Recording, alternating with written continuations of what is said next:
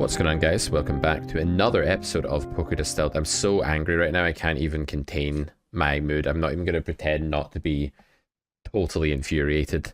We just lost the first, 8 minutes of our podcast because I got the green screen of death on this damn computer once again. So I'm too tilted to introduce the podcast. Melissa, you introduce the podcast. Let's do it that way. Sounds good. Well, welcome to Poker Distilled, everyone. When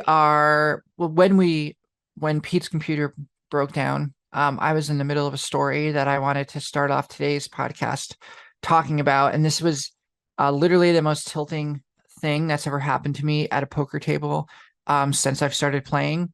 This happened last night in my normal 1-2 game. It was a short-handed table. I was in the cutoff, and there was 5 of us at the table, and the villain in this story was to my right. So he was kind of sitting in the seat directly in front of the dealer, in earlier position, but there's no players sitting between us. And it limps around to me. I look down, I have pocket sixes, I raise, fold, and then villain calls. The king came out. The flop came out, king, X, king. It goes check, check. Turn was a blank. Check, check. The river was another king, so there's 3 kings on the board. Villain checks to me. I look over at his stack, and I see his hand. In his hand are 6 chips, which essentially equals about $30, so not much at all. I thought, okay, he's pretty short stacked. I'm just going to get it in here. I jam all in. He looks at me, and he says, "Really? This must be my lucky day." And he calls, and he shows a king for quads. I thought, okay, well, whatever. He's got quads. I just ran into it here. But then he moves his hand, and behind his hand is a stack of green chips, which is the highest denomination in the room. And turns out has $450 behind. And I had more than him. So I essentially just had to pay him his entire stack. Oh my God. And this was the most tilting thing that has ever happened to me, because I looked quickly and I really did not even think that he had any more chips behind. I didn't ask him if he had any more chips behind or how deep he was playing, but yeah, it made me feel awful, and I have never experienced anything like that before. It was so bad. Yeah, it's still shocking, and this is the 3rd time I've heard this story. I feel like I'm on some horrible carousel where you just get put back to the start again as some kind of psychological punishment and keep having to relive the same thing. Think about how I feel. I've had to tell it 3 times. Yeah, imagine we just had to sit here and do this ad infinitum forever, just listening to this story with you in the 6s. So yeah, I guess if you just bet the flop, none of it would have happened because you would have seen his stack. How does that make you feel? Yeah. That makes you feel better, right? Had you just bet the flop, probably it would have all been fine. Therefore, you should have bet the flop. No, that's a horrible argument. But maybe you could bet the flop. But anyway, as played, yeah, it's horrible because it's this absolute bolt from the blue. It's I was completely safe. The worst that can happen to me here is that I just lose a small pot. I've not had time to gear myself up for playing for stacks. I've had absolutely no window of time in which I can mourn the potential loss of my stack or anything like that. Yet suddenly my stack is just gone in a situation where I felt like it couldn't be. This is a real tragedy. This is as bad as it gets for the poker player. So yeah, really normal that you felt shit about this because you're going through all kinds of shame, regret, insane regret, God, I'm so stupid. If only I hadn't, that kind of thought. But again, what we talked about last week was world favorability, right? Trying to zoom to the right level of view. Do you want to be on the ground where you're just immersed in the thick of it? Do you want to have the bird's eye view where you're looking at it like it's a board game? And I guess what we actually want to talk about today, well, the topic that you want to talk about, and I know you're going to say a bit more about why you chose that topic, but this is a great segue into it, right? Because as you said before we started recording, this is maybe one of those things that when we zoom out and go to the bird's eye view, how much will it matter in the long term? You'll always be able to tell the story or oh, one time this happened. But a year from now, if you tell the story, it won't be struggling to cope, pain, anguish. It'll be here's an anecdote, here's an entertaining thing that happened to me, right? So is this something that matters, or is this something that just doesn't matter in the long term? I think I think both. The the idea of like what whether it matters or not, I think is a little bit too broad. I think parts of it do, parts of it don't.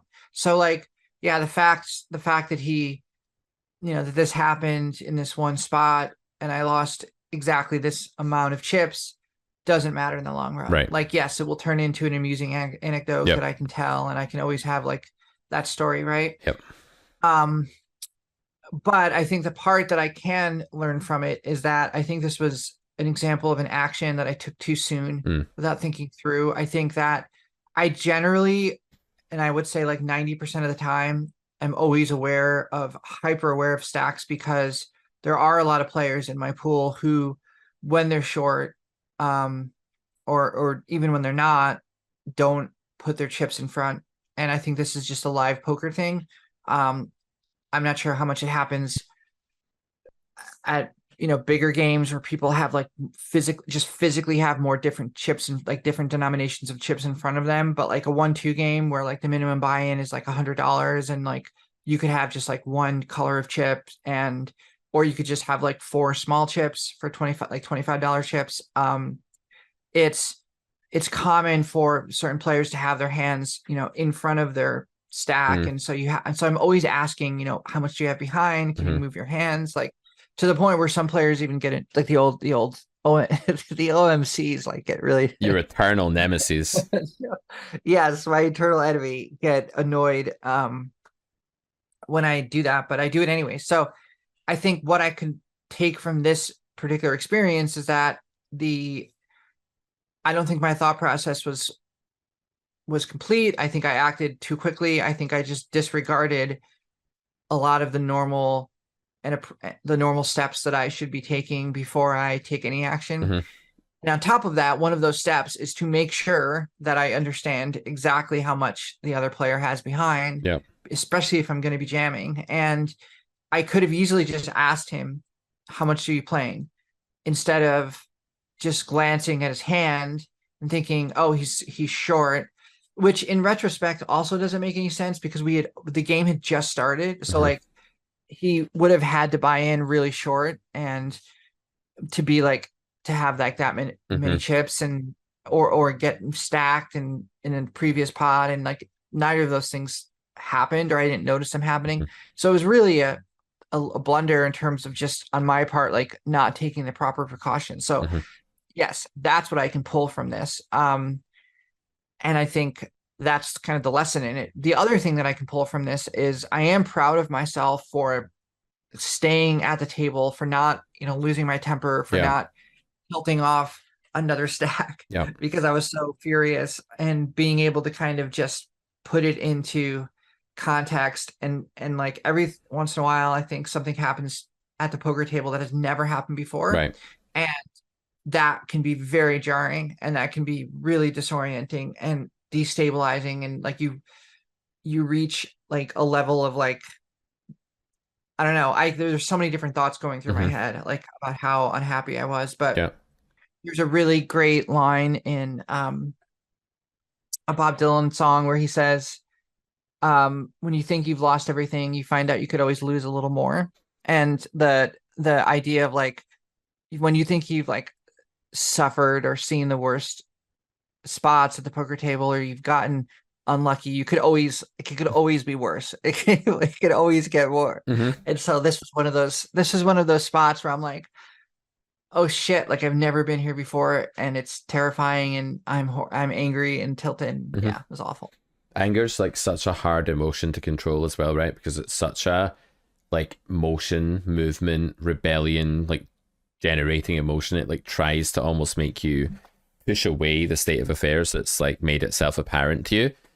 It's like not just gonna suffer like sadness. If you're sad about that, you can come to terms with it over time. You can feel shitty about it. But with anger, it's so difficult not to then go Mhm. down a big rabbit hole of other emotions. I feel Yeah. like anger is such a catalyst emotion that it almost makes you act in ways that you instantly regret, and then you're already down this like self-loathing Mhm. trap of a road sometimes. Like it's similar to what happened to me this morning actually, and this might not seem that bad to you, right? You might just laugh at this, but I'll tell you why I was absolutely livid this morning, and then we can compare and contrast.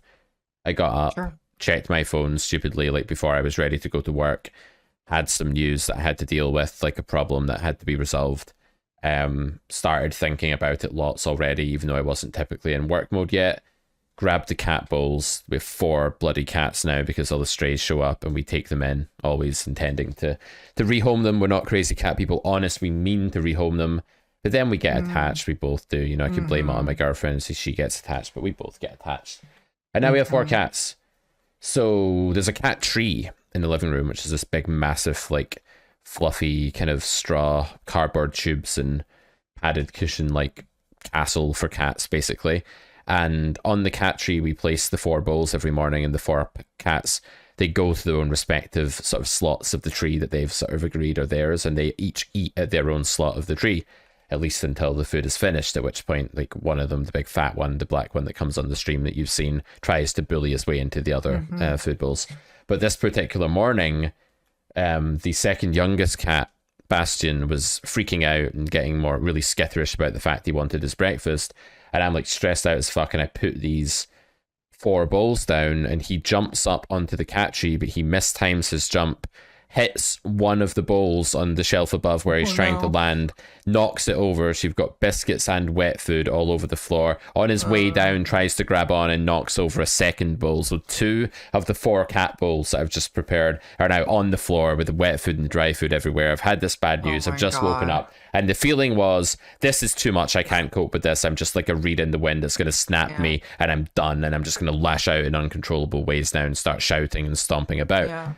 And it's that initial suddenly being overwhelmed with like, this is too much for me to bear, that feeling.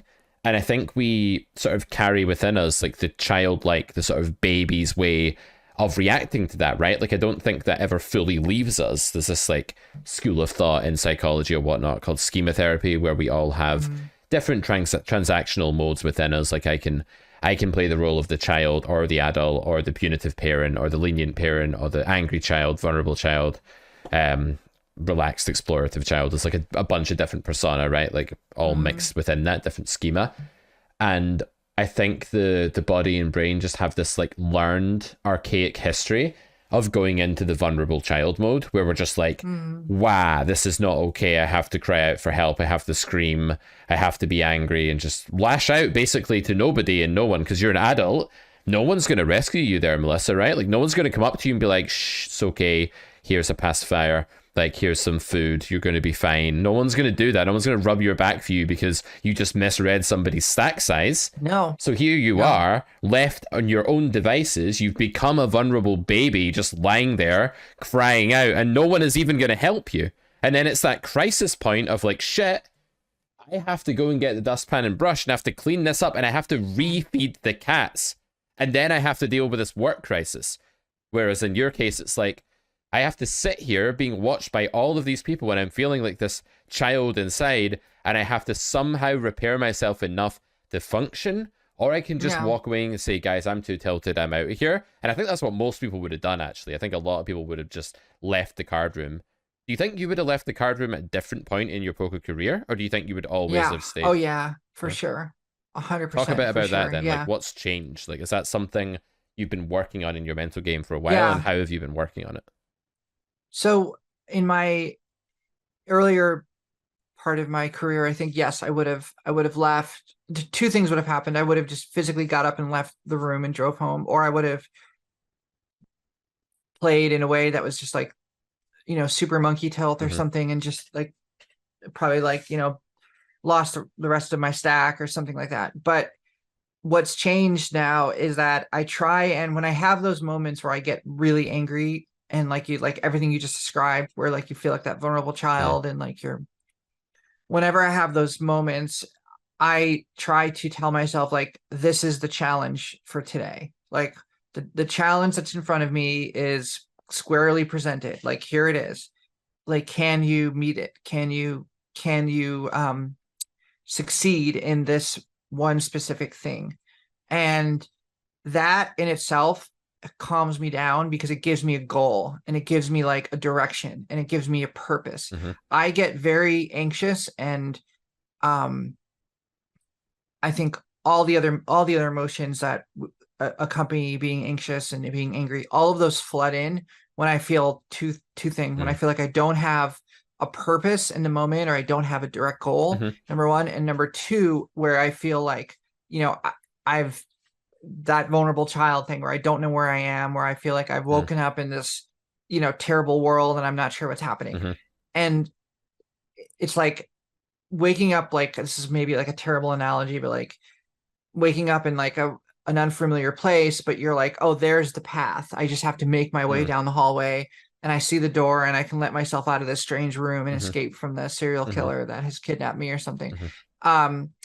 So what gives me that purpose, what presents the hallway and the door and the way out, is saying, okay, the challenge is staying here, conquering this emotion, continuing to play optimally, or starting to play optimally in this case, since I agree that in a lot of ways I butchered that hand with the pocket sixes, but and I could have raised on the flop, but I didn't think it was pure. I didn't think it was pure. So I thought, okay, I can mix here. But anyways, it's not a catastrophe. Like, a solver will bet on the flop really, really often, if not always. Maybe it's a range bet spot. But I doubt there's going to be like a huge calamity in EV associated with checking. So I'm only winding you up when I say that. Like, I don't think it's disastrous to check to bet to check. The flop. But I think what I mean by butchered is that my thought process was not it didn't proceed accordingly as it should. But putting that aside, I think I looked at it as like, the challenge today is continuing to grind. Period. Sitting in this chair, continuing to grind, biting my tongue, which is another struggle. Such a hard thing to do, right? Like doing nothing when you feel like doing everything chaotically. And then on top of that, going more or less card dead for the next hour and a half, and watching the same two players who are in every pot, who are, just total fish, that I want to have in the game, but they're in every pot. And so you're sitting there watching the same two players get to the river on these spots, and both of them show up with the worst possible hole cards, but also take a really long time to think through spots. So like, like sitting there and I'm thinking to myself, why am I watching these two players? It's like trying to like watch these two, like, I don't know, I don't want to say something mean, but it was like that. It's hard. It's hard. And so it's an episode of South Park coming to mind right now that it's not very PC to talk about, but I'm imagining a specific episode of South Park right now. I wonder if the audience knows which one. I don't. I haven't watched a ton of South Park, so I don't know, but maybe other people will. They will. So that was the challenge, and that's when I presented to me, and I thought, okay, I can do this, and I did do it. And I'm proud of myself for having done it. And I ended up like, this was the other funny thing. I ended up like pretty much even on the session. And I was like, I should be up $450 right now, because that was exactly what, what I lost in that hand. Yeah. I love today's challenge is kind of way of framing it, because it does reintroduce a sense of purpose, and it also introduces a sense of heroism to some extent, because you don't become a hero by completing a really easy challenge, right? Heroism by definition is conquering some like quite ostensibly, unconquerable foe, like some kind of mountain that most people can't get up it, but you manage to climb it. That's what heroism really is.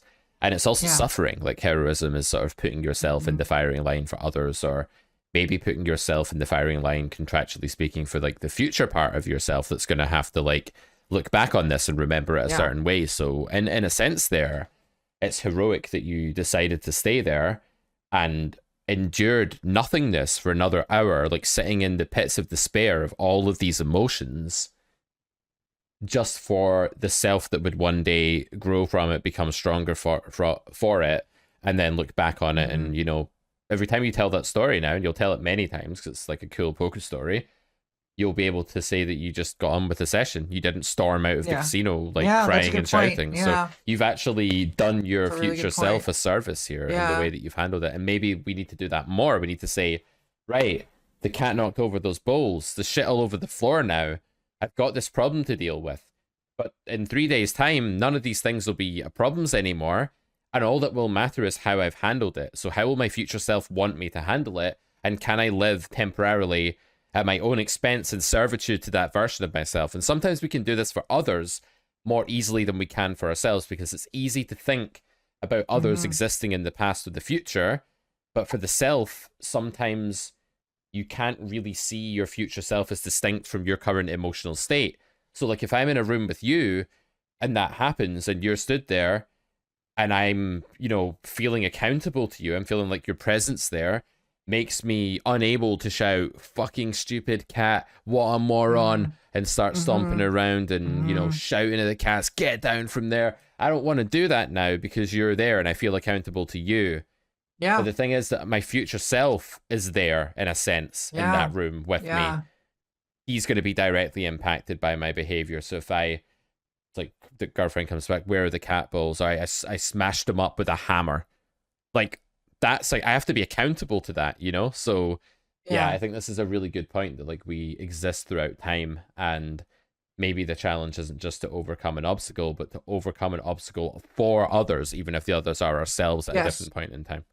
Yeah. Yeah. And I also feel like in a certain sense, like it wasn't, I don't think he did it on purpose, Right. blocking the chips. He wasn't angling me. I think it was just a mistake, and I think it just got out of control. Mm-hmm. And so I would feel terrible this morning, if I woke up and I was like, oh, I lost my temper Mm-hmm. with him, because he doesn't deserve that. Nobody does. And it would just make me feel worse about it. So yeah, that's a good point about being accountable to your future self.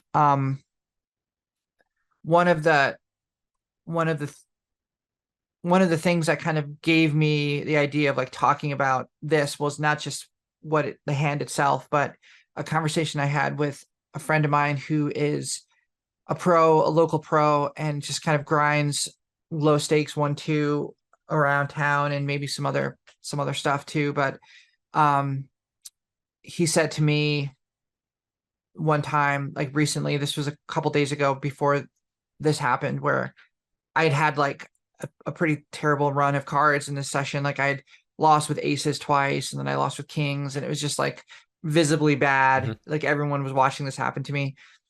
And he goes, who cares? It's just one session. It's meaningless. And I thought to myself, that's an interesting statement, because is it meaningless? Like, can you look at a session as just being like, whatever, I just ran bad, whatever, like I'm not going to be affected by this, like it's just in the long run of things, like it's meaningless? Because I think in one sense, yes, that's true. Like in the long run of your life, like the likelihood that you're going to remember like that one session where you ran terribly um is probably pretty small. And obviously if you're a serious player and you're playing a lot, you can't get bent out of shape over one session. Like it doesn't matter in a sense. But in other ways, I think it really does. In like, there's always something to be taken from, I think, every situation, but to a point. So I wanted to bring, so the early story is being kind of a segue into this Mm-hmm. other topic. Yeah. Whereas like, I think as serious poker players and students of the game, we're constantly analyzing everything. Like you can't help but do that. Did I get my sizing right here? Like, was this a frequency mistake? If you're really insane and you're thinking about that. But like all of these things that go through our heads, even worse, it's magnified when you're running bad, I think, because then you're like, what did I do wrong? How much of this is variance? How much of this is just my own bad play? Is it a mix of both, etc.? But the question is, are there things that are truly meaningless? So are there things that come up and just don't matter? And I'm not talking about maybe like how someone else at the table is behaving, or I'm talking about like, are there things that occur that are meaningless? Now, I think we already established that this situation with me jamming without knowing how deep this guy was not meaningless Mm. in total. There was meaning to be pulled from it, but there was also things that don't matter. So how do we distinguish between what matters and what doesn't? Yeah, I think it's really hard for poker players because everything feels like it matters at the time. Like every single pot you're in, it feels like it matters whether you win or lose, whether you get the decision right or Hmm. wrong. Yes, And in yes, a yes. sense, everything in life does matter. Like everything matters because right now I'm speaking into this microphone and we're doing this podcast, and there's all these other things I could do instead. Like I could just pick up this book here and start reading it and ignore you. And that choice is maybe going to be meaningless one day. Like maybe one day I'm talking to my grandkids and I'm at the end of my life, and like that probably doesn't mean anything anymore. Like whatever ripple it caused in the ocean has dispersed long ago, and new waves and new ripples have displaced it. But in a sense, for the ocean to be what it is, like every ripple matters in the moment that it exists, right? Otherwise, the ocean wouldn't really be the same thing as it is. So I Mm-hmm. feel like everything matters in some sense, but like things are of more relevant importance based on like how much they persist into the future. So like my choice today of whether to like murder someone or not, that's a choice that really matters because it affects more than two people's lives. It affects a bunch of people's lives long into the future. Like whether I go out and just become a serial killer today or not. I'm not going to, guys. It's fine. Don't worry. Okay, I'll good. stop Thank at the you. cat bowls. I'll go out and Yeah. get some new cat bowls instead, you know. I didn't really smash up the cat bowls just in case anyone's wondering. Didn't think you did, but The audience doesn't have as much faith yeah. in me though, Melissa. They think I'm crazy. No, I can get that. I didn't say I didn't think you were crazy. I just said I don't think that you smashed the cat Well, if balls. you didn't think I was crazy, I'd be a bit worried actually. So Yeah, I'm glad to hear yeah. that. That's reassuring. So anyway, like everything we do in the moment has some kind of meaning. There's some kind of like choice there, and like generally from the utilitarian perspective, there's a better and a worse choice. Like in most cases, you can extend that to poker as well, and that you can say, well, sure, in theory, it doesn't matter whether I bet this hand on the turn or check it, but maybe in reality, one line is clearly better than the other, and I Yeah. should look into whether Yeah. it matters, you know? Um, and then a lot of people judge when they say it doesn't matter or it's meaningless, what they're talking about is they don't actually mean that it's meaningless. What they mean is that its meaning is short lived, it doesn't persist very far into the future. So today, Mm-hmm.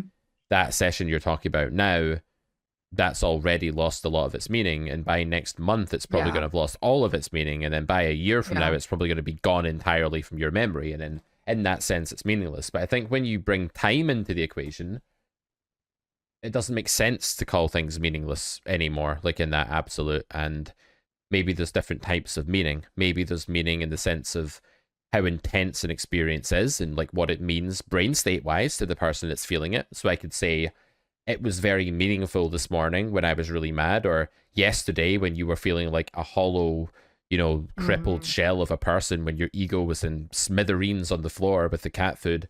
That was meaningful to you that you felt that way. It was very meaningful because it created a very intense inner state that you had to contend with. And it was a huge challenge, and it nearly changed the destiny of your entire evening or even the entire week or how you'd view yourself Mm-hmm. a week from now. It changed a lot Mm-hmm. of things. So that heightened emotional state is in some sense indicative of the meaning of that experience to you for how you're going to forge like your neural connections about that kind of thing in the future. So emotion is like this beacon of light that's kind of saying this thing right now really matters, by the way, you should pay attention to it, and so much Mm-hmm. so that I'm even going to blank out all these other things so that you can pay attention to it. So the call in experience that was really intense to you meaningless just because it didn't persist as far into the future as some other things, which, by the way, may have been really boring and meaningless. Like, for me, the process of me putting money into my pension the other day, I went and just like made a request for direct debit for like money to go into my pension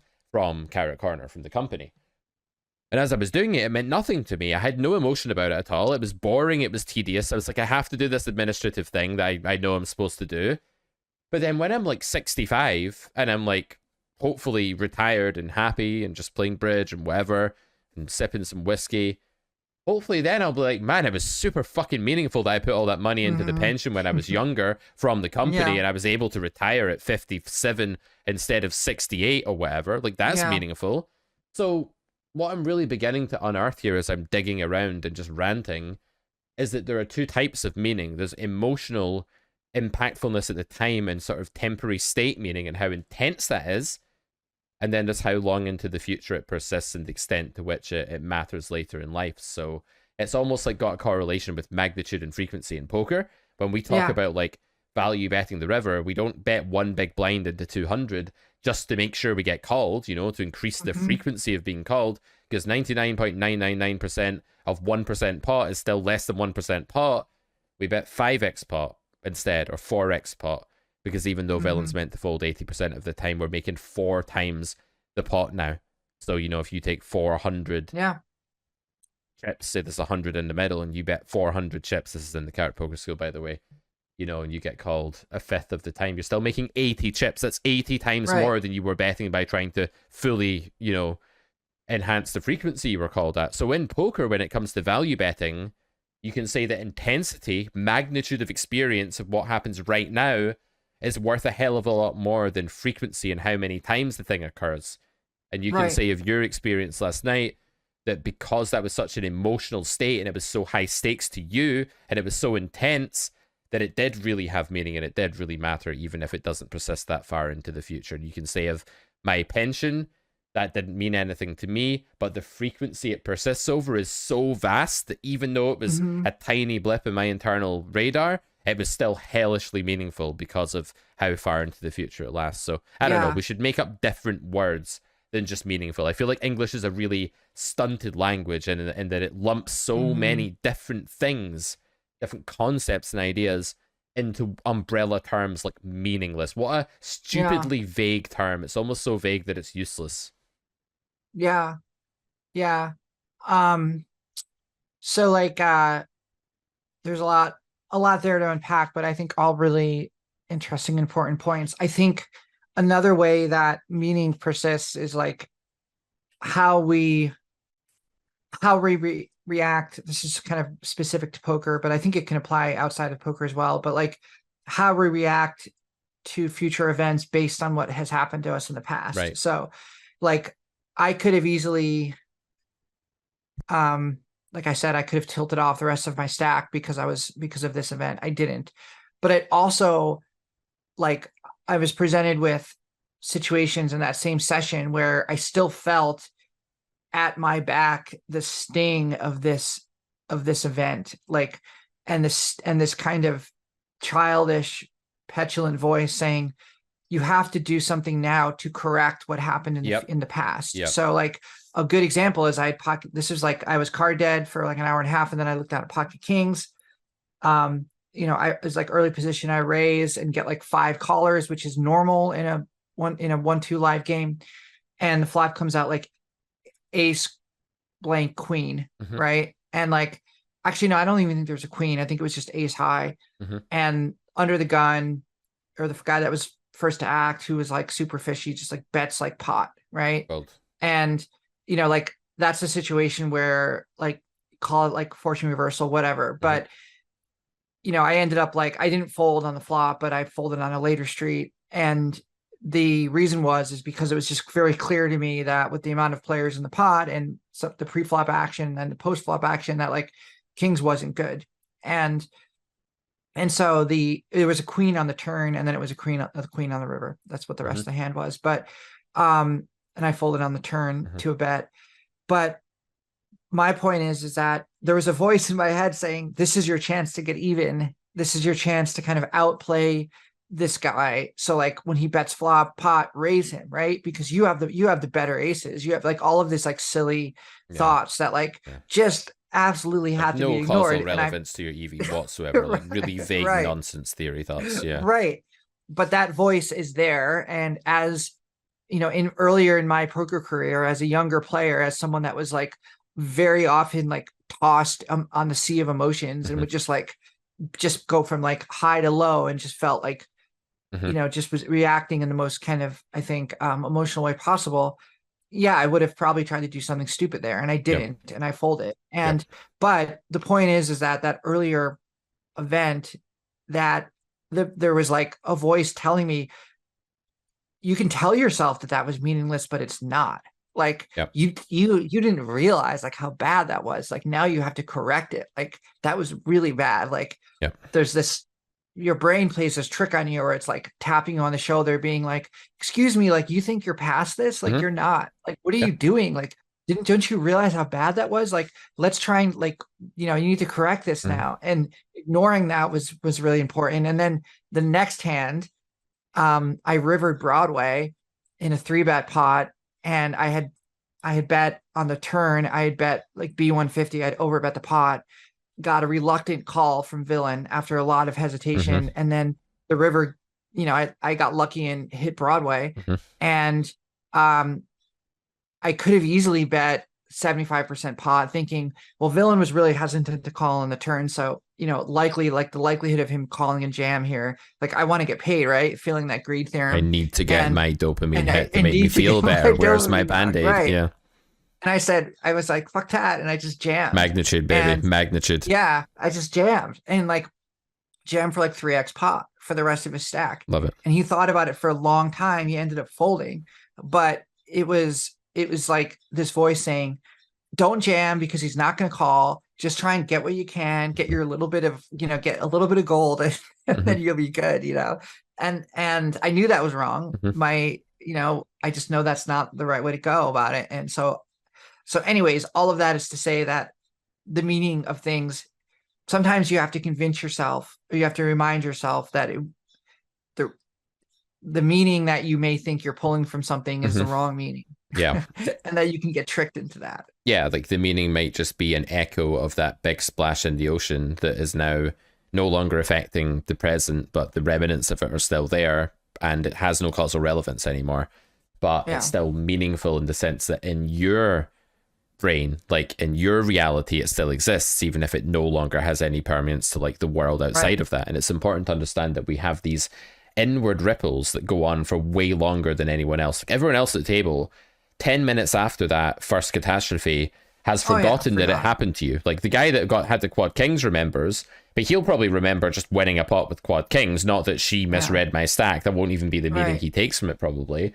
And for everyone else, it lasted about 30 seconds. Like, oh man, you thought he only had that? Oh, that's rough. Man, that's rough. Oh, can I get a lemonade, please? Like, that's going to be Yeah. it. Like, Yeah. 5 seconds Yeah. later, Can I get a Yeah. green tea and a beer? Like, that's what it's going to be. Like, a second fucking later. I know card rooms from this. I've been to America. I know You card do rooms. know that's true. There is a Fucking lot of no. green tea, Ginger and yeah. ale? Yeah, ginger, thanks. Thanks, honey. I fucking know I card like rooms, man. Fucking I hell. like your American accent. It's good. I have lots of different ones and they're all like Yeah, you not do. accurate, but it's sort of just copy what I hear others say. But anyway, yeah, like back to this hand with like the kings. It's like so obviously a terrible spot. Like it's such a dumb spot to even invest any money in. But I don't want to coach you on this podcast. It's not what we really do. But I do have this Yeah. like thing biting at me, telling you to Yeah. just fold immediately on the flop. And the reason for that is just that this Wait, range I'm sorry. is Which hand? What the hand was this? kings on the ace The queen Kings. X with the guy like donks pot. Yeah, Oh that yeah, one. yeah. Yeah, like I would Okay. honestly just fold on the flop. And the reason I would do Yeah. that is that there's two possibilities here, really. Like one is just that the dude has an insanely strong range that's mergy, value Yeah. driven, but strong. So like two pair, top pair, mostly. If you don't think your fold equity is great against that, and understandably not, for someone that's going to donk pot 4 ways, then yeah, fold immediately. Or it's some Yeah. like chaotic, crazy person, in which case they're probably going to bet the turn anyway a large amount of Right. the time, and you're going to end up Right. just calling to fold. So I think sometimes in these spots, call fold is like a really like not so good line because it ends up Mm-hmm. just putting more money in the pot against the guy with a really Mm-hmm. strong range, and also folding anyway a large amount of the time against the person that's actually getting out of line there. So yeah, it doesn't work so well. But as played, it's such a crazy spot on the turn to even contemplate like raising or doing anything on the raising the Yeah. flop. It's like Right. such an absurd play that without a really specific read, like justifying it, you would Mm-hmm. never even entertain the thought of raising these days in that spot, right? Like in a Mm-hmm. normal session. You would never even go Mm-hmm. there. And yet there's this thing going, the ripples are still in the water. You've got to do something. There's a current. It's almost like it's pushing you one way and you feel you have to like swim the other way just to counteract it, but actually you don't. And I think one of the hardest things in life and in poker is letting yourself exist within the current rather than trying to fight against it. So like when you're having a Yes. bad Yeah. session, being able to just swim where that current is going and make the most of it and conserve your energy and pick your spots, and you're fluid, you're in line with the water, there's no friction, you're gliding, right? It's like being on a wave when you're surfing, you're just like traveling with the wave. It's like a really, not that I'm a surfer, never been surfing, but I can imagine how good it feels.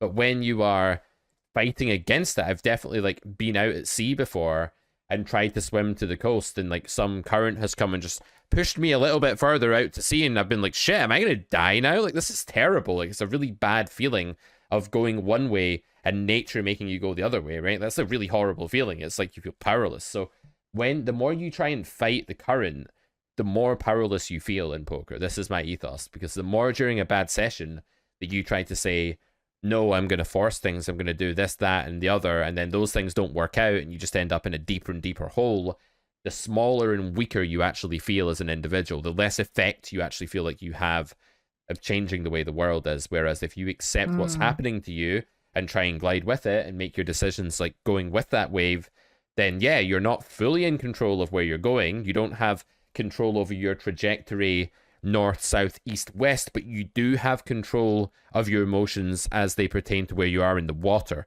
And maybe that's the only thing you can actually control at that time. So I think like what you did there is you kind of realized that this current was going and it was pushing you, and you sat still within it, which is really hard to do. And that's the first step to actually going with the current, is to sit still, is to not fight back against it and resist it. And then eventually you settled into your session, you were just able to go with the current eventually. But maybe it's a process of, damn it, this wave is pulling me this direction I don't want to be, it's pushing me out to sea. Okay, fighting against it's not going to help, it's way more powerful than I am, I can't affect change here. The first step is to do nothing. And that's the hardest damn thing, because like, you know, when you're all ramped up, you're all basically energized with anger and ramped up, you're going to feel like you have to do something. But really you have to do nothing, and then eventually you can rejoin reality and be at one with it. But first you have to like resist going upstream the opposite way. Yeah, that's such a good analogy. It's so in those spots are so hard, because you know, we talked last week about or actually earlier this week about zooming out and looking down, as opposed to being kind of in the thick of it, zoomed in close and feeling all the emotions and being overwhelmed and all of that. And those times when you're going against the current is so, it's so hard to pull out there. And sometimes you don't even think to do it. At least I don't, because you're so pulled into the moment. So yeah, but I think it's a really amazing skill to learn. And I think like the idea, what I tell myself too is like, you know, if you were to say to someone who doesn't really understand poker, well, what makes a good poker player? The first thing they'd probably say is, well, how much money have they won? How many tournaments have they won? You know, are they able to do it without, you know, professionally, without having to get another job, all of these things.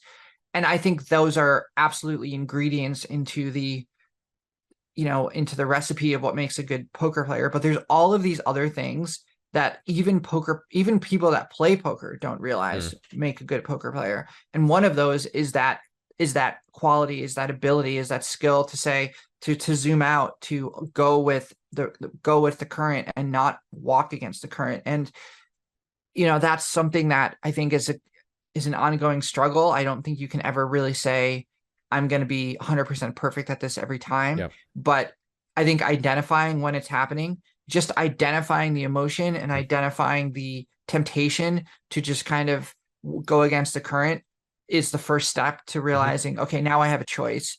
And I think if there's improvements in my game that I think are most noticeable, aside from like my technical thought process and the technical skills and the technical development, is that I am so much more aware of my own emotional state at various times. So I'm very aware of when I'm angry. I'm very aware of when I'm trying to go against the current. I'm very aware of all of these things. And once you're aware of it, then you can kind of pull back. It's like looking into the box and saying, okay, what's going on in here and how do I deal with it? Rather than feeling like, you know, that it's just like taken over you and you can't act objectively.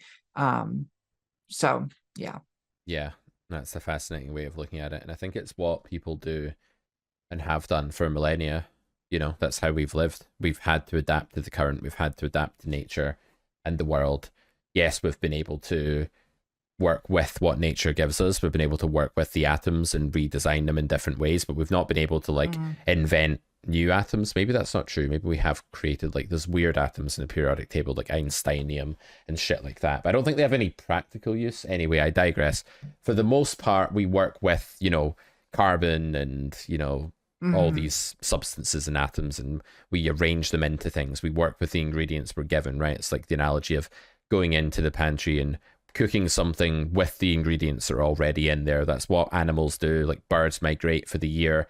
They don't try and change the season. They go, oh shit, it's that time when it gets Hmm. cold again. Let's fly 4,000 miles to this other place that we like Hmm. to go to at this time of year. And they just know to do that. Fish do that. They leave the ocean, they go into the Hmm. streams, they go back to the ocean.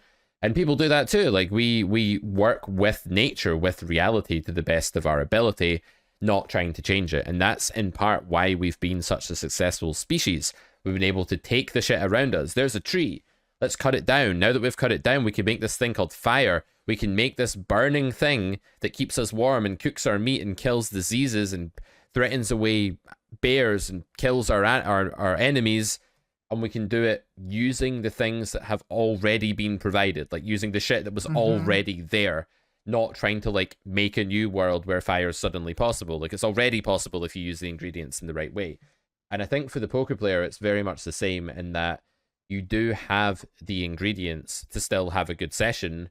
When you're running bad, they're just different things that you need to draw upon now. Like, so instead of just Hmm. taking the naturally built, like the analogy for this in the state of nature would be like, oh, there's a mango growing on a mango tree and it's absolutely ripe and it's lush and it's been provided for me and I'm really hungry and thirsty and I've been trekking for 4 hours after a mammoth which eluded me. There's a bunch of mangoes. This is amazing. Thank God I found those mangoes. That's like running good. When you're running good, you just Hmm. stumble Hmm. upon the mango tree and you're like, holy shit, there's mangoes. But you're not like, man, I'm so fucking good at life because of these mangoes. Like, you don't even deserve them. They just happen to be there. And when like Hmm. a fish runs good, it's really infuriating because he thinks because he's found the mango tree I that he's know. I suddenly a know. crusher and he's like Yeah. actually hunted a giant mammoth, but he's not, right? And that's such an infuriating thing. But maybe in the times when, we don't have the mango tree, we have to actually like go to some place and scrape the Hmm. bark from some tree and mix it with some berries and like eat that thing for like a couple of days. And that's successful because while it isn't particularly meaningful and there's no like atomic explosion going on in your emotional brain, you're alive 2 years later because you did that. So in some sense, it's meaningful in the sense that it persists long into the future. So I really Yeah. think we can tie two things together here and say going with the current and making use of the resources that you have goes hand in hand with this idea of looking after your future self, of something being not very fun and not fulfilling in the emotional, hedonistic, kind of makes you feel good way, but being really fucking meaningful in the sense that Hmm. if you can master that habit and instantiate that pattern of behavior, then over the next 10 years of your poker career, you're going to be someone who plays way better during downswings, Hmm. enjoys playing during downswings, and probably has a way higher win rate than a competitor who hasn't Hmm. mastered making the maximum use of the tools they've got and deriving Hmm. meaning from their future self rather than their current suffering self. We can maybe just say, it's my job to suffer. Maybe we just need to get fully Yes. away from this Yes. modern bullshit that you should never suffer and actually go the other Yeah. direction and say life is in part suffering at point A in time so that at point B in time you can be really happy and then maybe you can have some hedonistic pleasure, but you don't just get to sit there and have your cake of hedonism and eat it and go, I never ever want Yeah. to suffer or work or do anything that makes me feel bad. Yeah, I just want to be like, oh, you go, girl. Let's have a fucking divorce party and let's fucking drink Yeah. champagne and pretend that everything's fucking amazing because we don't have to suffer yet. We can still be really happy. What an absolutely Yeah. parasitic, disgusting way to live your life. Like, let's embrace Yeah. suffering, not needlessly, not masochistically, but enough that when it's our turn to suffer, and it will be your turn to suffer, Phil Hmm. Peterson here, and you'll bloody well know when the four horsemen come for you, man. Like, you will know. And all that matters is that at other points in life, you've been able to maximize your own EV further down the line at Yes. some point. Maybe there's Yes. even something to be said for maximizing EV in the moment sometimes because you won't get the chance to later. Like you'll be a skeleton Right. under the ground one day or you'll be a pile of Right. ashes. So while you're actually in that nice restaurant, eating that nice steak and drinking that red wine with your partner, with your husband, whatever, Do you want to be on your phone playing Candy Crush or looking at emails, or do you want to like actually enjoy that experience? Because it's only going to exist Yeah, at the one point in time. And I think we yeah, should really enjoy upswings when they're happening. We should relish them. They're like the mango tree, you know, we come across that juicy fruit. We should they're love it. awesome. They're They're the awesome. best. They're the Yeah. best. But you still need to know when it's your turn and your time to go and scrape moss off of a rock and cook it so that you're still going to be here to eat mangoes next week. I love that. I love that. And you should also, when you're on the upswing, not constantly be worried about when the downswing is going to hit. Like, don't suffer more in the present. Don't Stoicism. suffer in the present for something that has to happen in the future. Exactly. But that's another point. I wanted to bring up one more thing because you mentioned this, and I think my opinion is that if you're going to identify one thing that may be purely meaningless, Hmm. so like meaningless at all times, Hmm. would that be watching fish win? Is that utterly That's meaningless? close So to in one other of the words, most meaningless things in poker is when fish. yeah, Yeah, another one of like the. Yeah, go ahead. because like in your head you're like, oh, I this sucks. Like, look at this guy just like scraping, dragging another pot, and in every hand and just getting like so lucky and just thinking he's a crusher and all this. And I mean, and there's some players that are just like, no, that's good. You want that player to win because you want them to come back and you want them to keep playing. And Mhm. yes, obviously that's true. But when it comes to like what is meaningful for your own, for yourself, Mhm. I don't know. I think I would maybe point to that and say that's absolutely meaningless. Like, Yeah, that's the one thing it's that just meaningless. doesn't matter. I And so mean, you should tell yourself that when it hurts to watch them drag pots. yeah, yeah. I mean, it's a natural human tendency to like look at what the rivals are doing, and if they're getting all of the reward, be like, go full blown Cain, to like.